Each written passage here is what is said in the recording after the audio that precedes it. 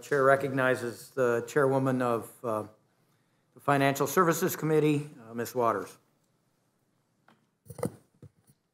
Thank you very much, Mr. Perlmutter. And I would like to commend you for the time and effort that you're putting forth here on the Rules Committee and the long hours that you're engaged with. And appreciating that, I will try to make my presentation as brief as possible. And so let me start with a little bit of a backdrop about why the efforts that I put forth on housing are so important. There are more than 580,000 individuals who are homeless, more than 20 million people paying more than they can afford on rent, a national shortage of 7 million homes that are affordable and available to low-income people. It's a shortage of 7 million. 1 out of 4 people who are eligible for a housing voucher cannot receive one. Black home ownership is at the lowest level since the Fair Housing Act made housing discrimination illegal in 1968. This bill creates, preserves, or retrofits over 1 million homes. 260,000 households will receive a voucher under this bill. And so I thank you and the members of this committee for my ability to be here this evening to make this presentation. And I'm very pleased to testify before you again to update the committee on some revisions made to the provisions to the Build Back Better Act of 2021 that are under the jurisdiction of the Financial Services Committee.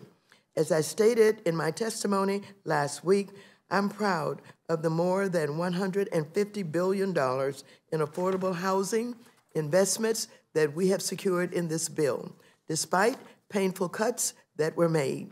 Housing is the foundation of every household's well-being, and it is a critical component of our nation's economy. So these investments will go a long way to help families and our economy thrive. I will focus my testimony today on the changes that have been made in the substitute amendment. CBO's scoring of our provisions has enabled the committee to make $1.2 billion in additional investments. Specifically, the substitute amendment provides $500 million in additional funding for the Housing Investment Fund, administered by the Treasury Department's Community Development Financial Institution Fund, for a total of $750 million. This funding will leverage private capital and build the nonprofit CDFI and developer sector to create and preserve thousands of rental units affordable to low and moderate income households. $100 million in additional funding targeted to the revitalization of distressed HUD-assisted multifamily properties for a total of $1.6 billion. This funding will improve the poor living and safety conditions that some residents living in project-based rental housing currently face. $250 million for the Affordable Housing Program administered by the Federal Home Loan Banks will support affordable rental and owner-occupied housing projects, as well as home ownership assistance activities for low and moderate income households.